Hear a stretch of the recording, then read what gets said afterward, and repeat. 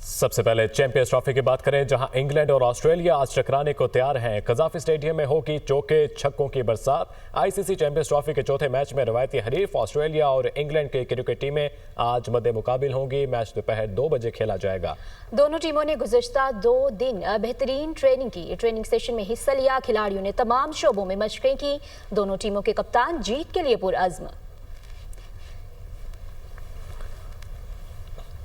ऑस्ट्रेलियाई cricket team के कप्तान स्टीव स्मिथ का कहना है कि चैंपियंस ट्रॉफी बड़ा टूर्नामेंट है। इवेंट में अच्छा खेल पेश करने की कोशिश करेंगे।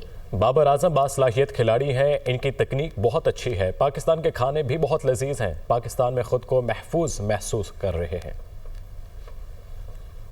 और इंग्लिश कप्तान जॉस बटलर कहते हैं कि लाहौर में प्रैक्टिस काफ़ी फ़ायदेमंद रही। हमारे टॉप 3 बल्लेबाज बेहतरीन हैं। मैच हाई स्कोरिंग होगा। तमाम खिलाड़ी फॉर्म में हैं। ऑस्ट्रेलिया को अपने फ्रंट लाइन बॉलर्स की कमी महसूस होगी। पाकिस्तान आकर बहुत पुरजोश है और खुश भी है। वो लाहौर में मीडिया से गुफ्तगू कर रहे थे।